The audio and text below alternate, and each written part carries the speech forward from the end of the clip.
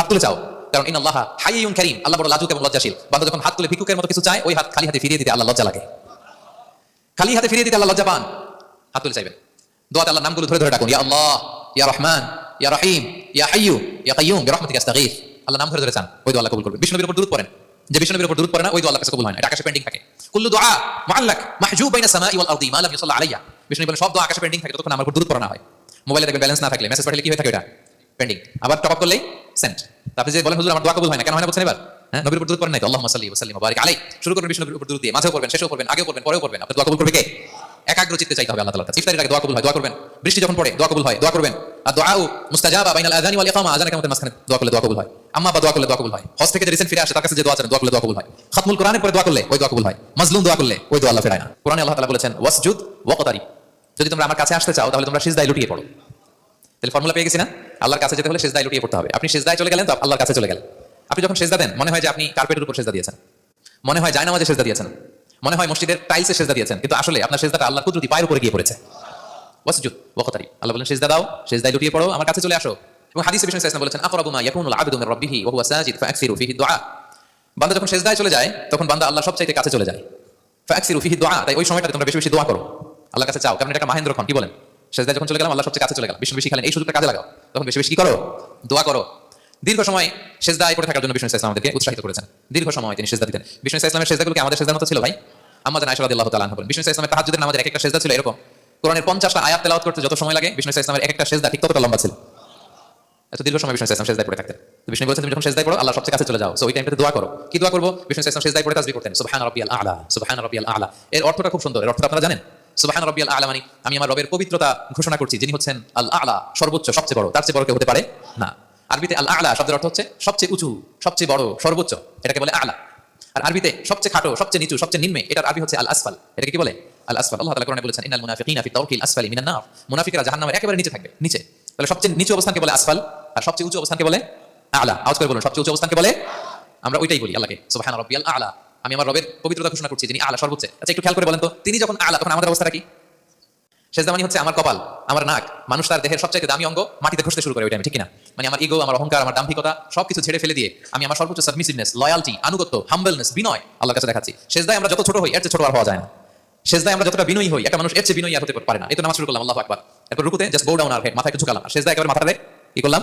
মাটিতে মিলিয়ে দিলাম। তার মানে আমি চলে গেলাম আসফালে, আসফাল মানে সবচেয়ে নিচে, আমি চলে গেলাম সবচেয়ে, আর সবচেয়ে নিচে যে আমি ঘোষণা দিলাম সুবহান রাব্বিয়াল, মানে হে রব আপনার প্রশংসা, আপনার পবিত্রতা, আপনি আ'লা।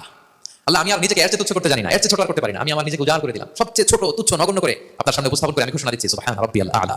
পবিত্রতা সেই রবের যিনি আ'লা, সর্বোচ্চ, সুবহানাল্লাহ পড়েন।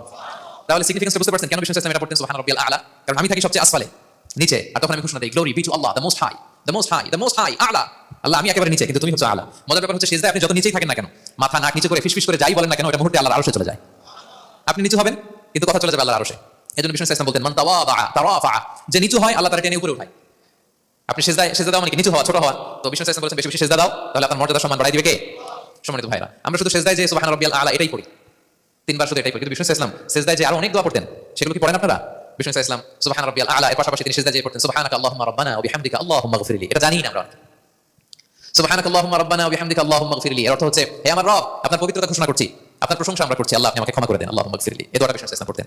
এছাড়া বিষ্ণু পড়তেন সুবহুন কুদ্দুসুন রাব্বুল মালাইকাতি ওয়ার রূহ, সকল ফেরেশতাদের অধিপতি রব, সবচেয়ে বড় ফেরেশতা যার 600 পাখা, জিবরাইলের রব, সেই রবের প্রশংসা আমি করছি। তিনি সুবহুহ, তিনি কুদ্দুস, তিনি মহাপবিত্র, the most pure, the most high. এভাবে বিষ্ণু সাল্লাল্লাহু আলাইহি ওয়াসাল্লাম আল্লাহর প্রশংসা করতেন। তিনি আরো পড়তেন আল্লাহুম্মা ইগফিরলি যুনুবি কুল্লাহ দিক্কাহু ওয়া জুল্লাহ আউওয়ালাহু ওয়া আখিরাহু আলানিয়াতাহু ওয়া সিররাহু। আল্লাহ আপনি আমার গুনাহ মাফ করেন, ছোট গুনাহ, বড় গুনাহ, প্রকাশ্য গুনাহ, গোপন গুনাহ, ইচ্ছায় করেছে যে গুনাহ, অনিচ্ছায় করেছে যে গুনাহ, আল্লাহ সব গুনাহ আপনি মাফ করে দেন। সিজদায় লুটিয়ে পড়ে বিষ্ণু সাল্লাল্লাহু আলাইহি ওয়াসাল্লাম এই দোয়াগুলো করতেন। তো এখন থেকে সিজদায় এই দোয়াগুলো লম্বা চড়া দোয়া আপনারা করবেন তো? বান্দা যখন সিজদায় লুটিয়ে পড়ে আল্লাহর সবচেয়ে কাছে চলে যায়, এবং তোমরা বেশি বেশি দোয়া করো। আল্লাহ রাসূল সাল্লাল্লাহু আলাইহি ওয়াসাল্লামের একজন সাহাবী সহিহ মুসলিমে এসেছে, সাহাবীর নাম হচ্ছে রাবিআ, কি নাম?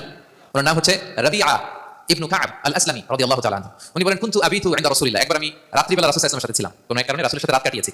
তো রাসূল সাল্লাল্লাহু আলাইহি ওয়াসাল্লাম যেহেতু তাহাজ্জুদের সালাত করেন, তো তিনি বলেন আমি মাঝরাতে উঠে একটা গামলা দিয়ে, পাত্র দিয়ে ওযুর পানি নিয়ে আসছি বিষ্ণুর জন্য, এনে দিলাম। বিষ্ণু এত খুশি হলেন, আমাকে বললেন সাল হে কাব তোমার কি লাগবে চাও। উনি বললেন আসআলুকা মুরাফাকাতাকা ফিল জান্নাহ। উনি বললেন ইয়া রাসূলুল্লাহ আপনি যদি কিছু চাইতেই বলেন তাহলে আমি জান্নাতে আপনার সাথে থাকতে চাই। দেখেন কিভাবে ওনারা সুযোগ কাজে লাগাতে। ওযুর পানি নিয়ে আসছে, বিষ্ণু খুশি হয়ে গেলেন, বলেন তুমি কি চাও? বলে আসআলুকা মুরাফাকাতাকা ফিল জান্নাহ, বড়টাই চাইছে, ছোটখাটো জিনিস চাই না। নবী আমি জান্নাতে আপনার সাথী হতে চাই। বিষ্ণু বলেন আও গায়রা যালিক, আর কিছু চাও, অন্য কিছু লাগবে? বলতেছে না, উরিদু দাক, শুধু এটাই চাই। তখন বিষ্ণু সাল্লাল্লাহু আলাইহি ওয়াসাল্লাম বললেন আইনি আলা নাফসিকা বিকাসরাতি সুজুদ, এই মর্তবা যদি তুমি চাও তাহলে বেশি বেশি সিজদায় লুটিয়ে থাকো। আলাইকা বিকাসরাতি সুজুদ, বেশি বেশি সিজদা দিও। যদি সেজদায় পড়ে থাকতে পারো তাহলে জান্নাতে আমার সাথী হতে পারবা। আল্লাহু আকবার।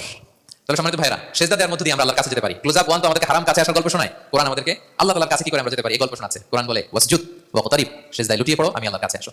তাহলে বেশি বেশি সেজদা দেওয়ার মধ্যে দিয়ে আমরা আল্লাহ তাআলার প্রিয় ভাজন হতে পারি, আমরা তার কাছে যেতে পারি। এবং কিয়ামতের দিন আল্লাহ তাআলা আমাদের সবাইকে সেজদা দিতে বলবেন। সেদিন অযুত লক্ষ নিযুত কোটি কোটি মানুষ, তাদের সামনে আল্লাহ বলবেন আমাকে সেজদা দিয়ে দেখাও। আমরা দুনিয়াতে যারা আল্লাহকে প্রাণ ভরে সেজদা দিয়েছি, আমরা সেদিন আল্লাহু আকবার বলে সেজদায় লুটিয়ে পড়বো। কিন্তু যারা সেজদা দেয় নাই অথবা যারা লোক দেখানো সেজদা দিয়েছে, তারা সেজদা তো দূরের কথা, ওদের পিঠটাই বাঁকা করতে পারবে না। আল্লাহ বলেন ইয়াউমা ইউকশাফু আন সাকিন ওয়া ইউদআউনা ইলা সুজুদি ফালা ইস্তাতিউন। সেদিন আল্লাহ তাআলা তার পায়ের গোছা উন্মুক্ত করবেন। অনেকে বলে হুজুর আল্লাহর পা আছে, আছে, আল্লাহ তাআলার পা আছে, কিন্তু এই পাটা কেমন এটা আমরা জানি না, আমাদের পায়ের মত না। লাইসা কামিসলিহি শাই, কোনো কিছু তার মতো নয়। তো তিনি কার মতো? উত্তর হচ্ছে তিনি তার মতো। সুবহানাল্লাহ পড়বে না?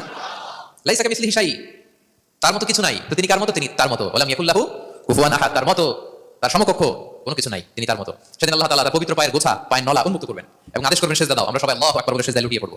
কিন্তু যারা দুনিয়া সেজদা দেয় নাই, লোক দেখানো সেজদা দিয়েছে, ফালা ইস্তাতিউন, আল্লাহ তাআলা তাদের পিঠটা লোহার মতো, রডের মতো শক্ত করে দিবেন। সেজদা দেওয়া তো দূর কি বাত, ওরা পিঠটাই বাঁকা করতে পারবে না। আমরা দুনিয়াতে যেমনি আল্লাহ তাআলাকে সেজদা দিয়েছি, সেদিনও যেন আল্লাহ তাআলাকে সেজদা দিতে পারি। আল্লাহ তুমি তৌফিক দাও। আল্লাহুম্মা জাআলনা মিনহুম, আওয়াজ করে পড়ুন আমিন। তাহলে সম্মানিত সুধী, আমরা যদি আল্লাহর প্রিয় হতে চাই, তার নৈকট্যপ্রাপ্ত বান্দা হতে চাই, প্রথম ফর্মুলা কি বলেন আপনারা? সাজদা। আওয়াজ করে বলুন প্রথম ফর্মুলা কি? বেশি বেশি আল্লাহ সেজদা দিতে হবে। আর তাহাজ্জুদ বা কিয়ামুল লাইল, রাতের সালাত। কিসের সালাত? দুই রাকাত করে মাঝরাতে যে সালাতটা বিষ্ণু সাল্লাল্লাহু আলাইহি ওয়াসাল্লাম করতেন, এটাকে বলে কিয়ামুল লাইল বা তাহাজ্জুদ। এক সাহাবী বললেন ইয়া রাসূলুল্লাহ আইয়ু সালাতি আফদালু বা'দাল মাকতুবা, ফরজ নামাজের পরে কোন নামাজ সেরা? বিষ্ণু বললেন as-সালাতু ফি জাওফিল লাইল, মাঝরাতে যে নামাজটা পড়ো তাহাজ্জুদ, এটা সবচেয়ে সেরা। ফরজ সালাতের পরে সবচেয়ে শ্রেষ্ঠ সালাত হচ্ছে তাহাজ্জুদের সালাত। আল্লাহ তাআলা বলেন ওয়া মিনাল লাইলি ফাতাহাজ্জাদ বিহি নাফিলাতান লাকা আসা আইয়াবআসাকা রাব্বুকা মাকামান মাহমুদা। নবী হে, রাতের কিছু অংশে আপনি তাহাজ্জুদের সালাত করুন, এটা আপনার জন্য অতিরিক্ত একটা ফরজ। এটা বিষ্ণু সাল্লাল্লাহু আলাইহি ওয়াসাল্লামের জন্য ফরজ ছিল, অতিরিক্ত ফরজ, নাফিলাতান লাক। এবং আসা আইয়াবআসাকা রাব্বুকা মাকামান মাহমুদা, আশা করা যায় এর কারণে আল্লাহ তাআলা আপনাকে মাকামে মাহমুদে উত্তীর্ণ করবেন। মাকামে মাহমুদ হচ্ছে এমন একটা স্পেশাল জায়গা, একটা মাকাম, যে জায়গায় দাঁড়িয়ে বিষ্ণু সাল্লাল্লাহু আলাইহি ওয়াসাল্লাম আমাদের জন্য সুপারিশ করবে।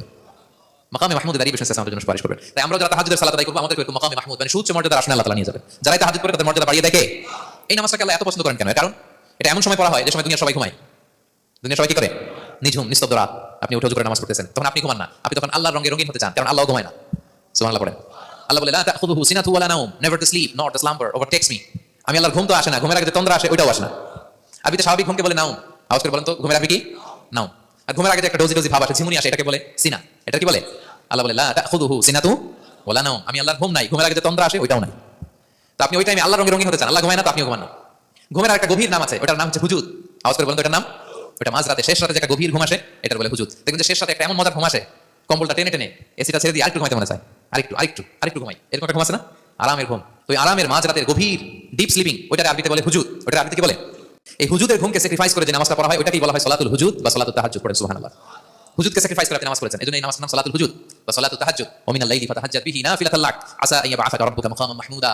আপনি যদি প্রশংসার স্থানে উন্নীত হতে চান, তাহলে তাদের সালাত পড়তে হবে। বিষ্ণু সাল্লাল্লাহু আলাইহি ওয়াসাল্লাম দীর্ঘ সময় এই কিয়ামুল লাইলটা করতেন। সেজদায় কত লম্বা ছিলেন এটা তো একটু আগে বললাম। কত লম্বা ছিল? এক একটা সেজদায় 50টা কোরআনের আয়াত তেলাওয়াত করা যায়, এত লম্বা সময় তিনি সেজদায় থাকতেন। সুবহানাল্লাহ।